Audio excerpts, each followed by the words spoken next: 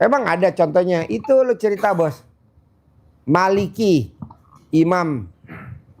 Coba, dia nggak kerja mau kerja. Jadi tentang yang diterangkan Pak Haji ini sudah pernah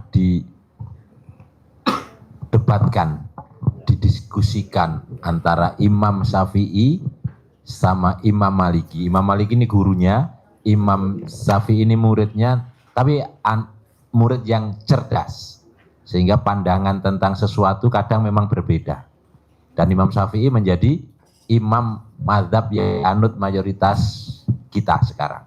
Syafi'i berpendapat kalau rezeki itu harus dicari, harus dikejar, harus diusahakan, harus bekerja untuk mendapatkan rezeki, mendapatkan apa yang kita hajatkan. Sementara gurunya berpendapat, iya tidak menyalahkan, tapi tidak harus.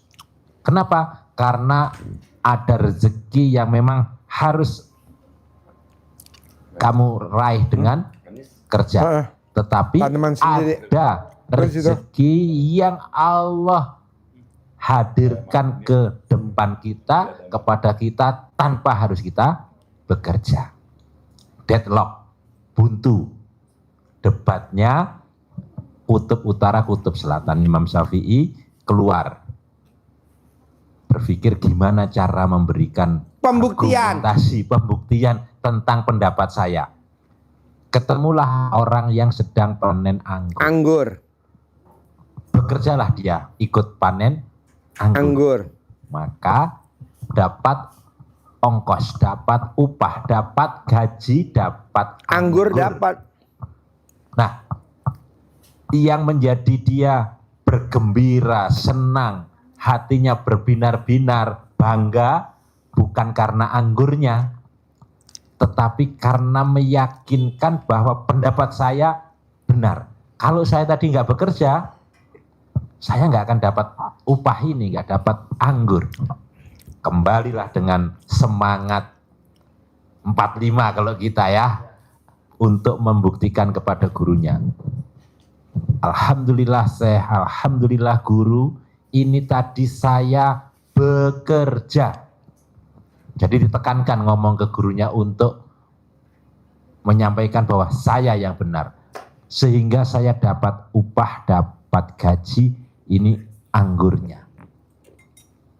Bisa dinikmati oleh Syekh. Hasil karya saya, hasil kerja saya ini. Maunya merendahkannya, ngeceh lah ya. Saya tuh yang benar. Tapi kan nggak sopan kalau begitu ya. Apa jawaban dari gurunya Imam Maliki? Alhamdulillah. Habis ngajar tadi, siang-siang saya ngebatin, saya berhajat untuk makan anggur di siang-siang seperti ini yang panas, enak lah. Alhamdulillah Allah ijabah langsung. Wasilah kamu datang ke sini membawa anggur sehingga saya tidak harus keluar, tidak harus ikut kerja, tapi saya menikmati anggurnya. Tidak harus dijelaskan, jelaskan seperti itu saja. Murid yang cerdas sudah langsung meleleh. Iya, menang mana? Pilih boleh, ini pilihan. Kita yakin dengan kerja keras. Aku juga makan pisang kukus. Kita kerja keras, dapat. Tapi menurut Imam Maliki dibuktikan juga. Imam Syafi'i membuktikan kerja keras dapat. Imam Maliki juga memberikan diam saja, dia juga dapat. Bahkan yang menikmati hasilnya siapa? Imam Maliki. Jadi apa? Harus yakin, praktekin ilmu yang diajarkan Pak Haji supaya rezeki mengejar kita. Dengan apa caranya? Dengan kita bangun di dalam jiwa kita itu keindahan seperti bunga. Hati kita jadi indah, kuncup ulatnya bisa mengembang dan dipupuk, disiram, dirawat, ulatnya dibuang. Karena kalau ulat-ulat yang ada di hati kita ini tidak dibuang, bunganya mau berkembang, dimakan ulat, nggak jadi berkembang, kupu-kupunya nggak jadi tertarik. Kalau kita ingin kupu-kupu hadir ke kita, maka kita tanam bunga. Bunganya harus dirawat. Tumbuh semerbak mewangi, kupu-kupunya datang. Begitu juga rezeki. Kalau hati kita tata dengan baik, dekat kepada Allah, menjalankan apa yang Allah tuntunkan, hajat kita mudah dikabulkan oleh Allah. Sebagaimana kita bisa dengan kedipan mata, Allah mengabulkan hajat kita. Itu saja. Kalau selama ini ternyata kita belum seperti itu, kita evaluasi. Ilmu yang diajarkan Pak Haji terangkum di satu ayat. Al-Quran surat Fatir ayat 29. 3 hal yang selalu Pak Haji ajarkan untuk dipraktekkan oleh kita, itu terangkum di surat Fatir 29, disebutkan agar supaya Fotoin. hajat kita, Fotoin, kirim ke saya. rezeki kita, usaha yang kita lakukan tidak mengalami kerugian, tidak mengalami kebangkrutan, tidak mudah ketipu, tidak mudah kehipnotis, larut pada omongan orang yang menjerumuskan kita. Ada 3 hal, maka harus kita evaluasi. Kata Allah di surat Fatir itu, di ujung ayatnya disebutkan tijaroh kita, tijarohnya lantabur. Kehidupannya, bisnisnya, pekerjaannya tidak akan mengalami kemunduran, tidak mengalami kebangkrutan. Apa itu? Siapa yang seperti itu? Kata Allah, alladzina, yaitu orang-orang yang, pasti orang-orang yang 1, 3. Yang pertama adalah orang-orang yang yatlunal kitabullah, orang yang membaca Al-Quran. Nah, ini kita evaluasi apakah kita sudah selama ini sudah dekat dengan Al-Quran apa belum. Dan, bukan atau tapi dan, jadi harus.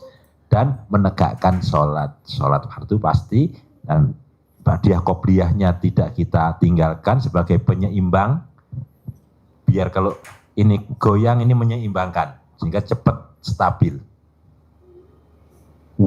Dan apa yang berikutnya?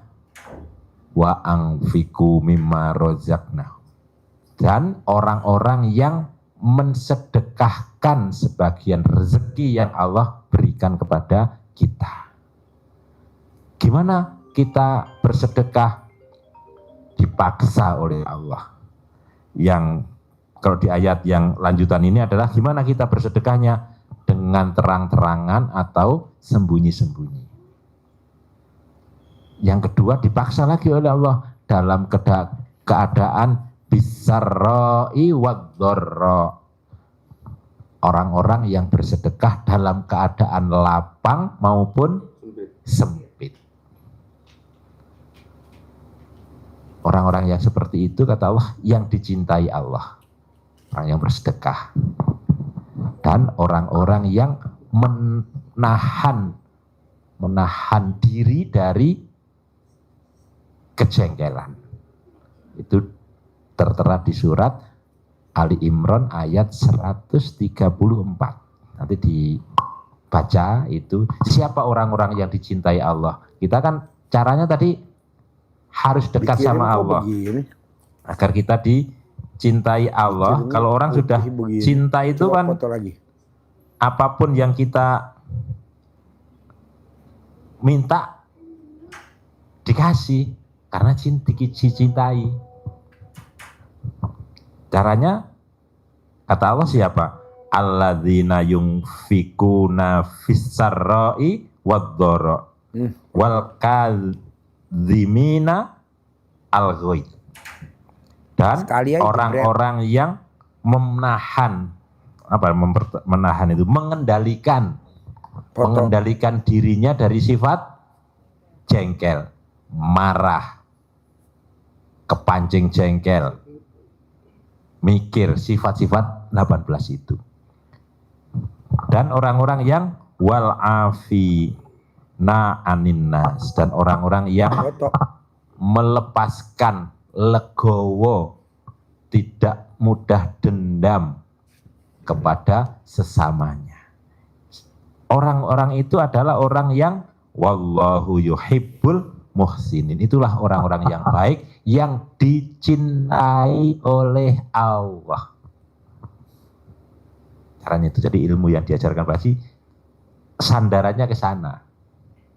Bersihkan itu, sehingga kita, apa yang kita hajatkan bisa. Nah, terkabul. Nah, selama ini sudah bekerja seperti itu, kata Pak Haji tadi, kerjain saja. Bukan dari kerjaan kita itu berharap untuk bisa dapat rumah, kalau dihitung-hitung nggak masuk logika tadi itu, ya nggak masuk logika. Tapi Allah mudah untuk memberikan apa yang kita hajatkan itu, sangat mudah. Nanti ambil di surat Ali Imran ayat 27. Ini memperkuat yang sering Pak Haji sampaikan itu. Tulijul laila fin nahari wa tulijun nahara fil lail wa tuhrijul hayya minal mayit wa tuhrijul mayit minal hayy wa tarzuqu man tasha bi ghairi hisab.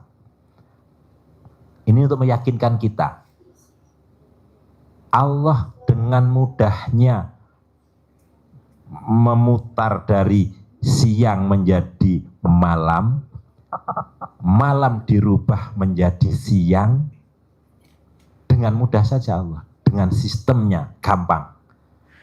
Dan Allah menghidupkan yang mati dan mematikan yang hidup, itu pekerjaan yang ringan bagi Allah.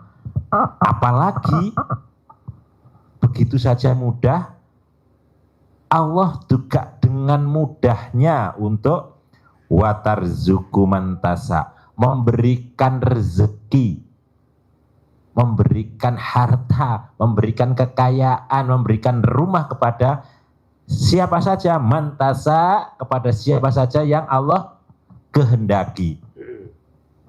Kita ibadahnya hitung-hitung, Allah memberinya bighairi hisab, tanpa perhitungan. Kamu ibadahmu segitu, tak kasih segini aja deh. Kamu ibadahmu segini, tak kasih. Tidak seperti itu Allah. Kalau Allah sudah berkehendak, bighairi hisab, tanpa perhitungan. Kalau sudah cinta, ya Pak ya, iya, dikejar. Walaupun masih baru tanda tangan proses. Akhirnya kejar ya Bu ya. Iya, dikejar. Kejar. Kalau sudah cinta, minta apa saja. Hujan-hujan. Gak punya jas hujan. Berani pinjem ke tetangga. Nekat banget Pak, mau kemana? Enggak, ada janjian ini. Mau ngapel ternyata. Nekat. Seperti itulah greget kita untuk mendekat kepada Allah. Allah tidak, apa tadi? Bighairi hisab, tanpa perhitungan. Sementara tamunya Pak Haji selalu diingatkan Pak Haji, perhitungan. Sudah 7 bulan. Mending gitu. Kadang saya udah sedekah 10 juta, mana hasilnya? Saya udah sedekah. Oh bang, lo gila kayak. Kenapa mesti nuntut gue? Nuntut kok ke gue? Tapi ya susah lah, daripada kita terangin ya bos. Kita lagi punya hajat kan? Udah aja kita abaikan bos. Langsung aja diblokir bos. Apa nyuruh lu sedekah? Nggak ada yang nyuruh kok. Mending begitu bos. Saya udah sedekah kok, saya belum terkabul. Loh kenapa nuntut sama gue? Ya betul? Kalau itu ada di Al-Quran kok. Jadi intinya gini bos. Kenapa hajat kita lemot? Kenapa? Karena kita berharap bos. Berharap. Kawin berharap. Dengan kita nanti nikah sama dia nanti begini. Loh gak boleh. Gak boleh. Kita ini berharap. Kerja berharap. Orang gak kerja juga bisa kok. Mereka kan kayak tadi tamu gue. Pak Haji alhamdulillah ya gue bisa cair 300 miliar. Lah iya. Tamu yang lain goblok-goblok. Kenapa? Karena berharap. Berharap. Nah lu coba ilangin dulu berharap. Jadi lu jalanin ini karena Allah. Jadi lu berbuat.